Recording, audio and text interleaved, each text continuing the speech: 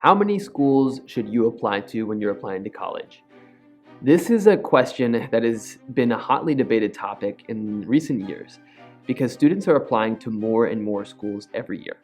I have heard from students who have applied to 35, even 38 colleges or universities in a single cycle, which is just an intense amount of work, and our belief is that the quality of each of those applications is inherently going to suffer if you try to jam so much writing, so much preparation into only a few months of time, or even if you extend that timeline out to 6 months or even a year. Getting all of these essays done, preparing the application for each school, researching the school, and making sure that it's one that you really want to go to, it's going to be rushed, and the applications are going to read as rushed, and they're not going to feel as authentic as they should in order to give you the best chance at each school on your list. So it's really important to keep the scope of your school list reasonable, practical, and intentional, so that you're not overloading yourself, and therefore so that you're going to be submitting stronger applications to the schools that you really care about. Maybe about 10 years ago, the standard number of schools would have been somewhere around 10, maybe 5 to 10.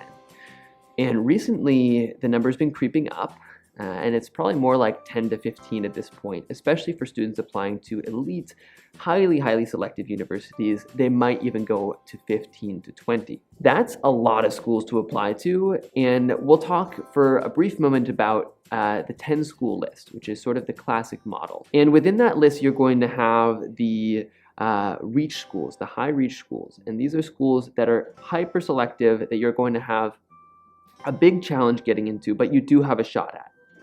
You're going to have the possible schools. The possible schools are the ones that are, going to give you very strong consideration and that you have a good shot of getting into, but they are no sure thing. And there's also a chance that they are not going to accept you. And then there are likely schools. And likely schools are the ones that you should be pretty confident they're going to really appreciate your profile and be excited to bring you to campus and really want to get you to their university or their college. And in general, if we think about this in terms of 10 schools, it's going to break down with 3 to 4 of these reach schools, 3 to 4 of these possible schools, and 2 or 3 of these likely schools. This is going to be a nice balanced list, but of course it doesn't get into the question of the timeline. When do you apply early?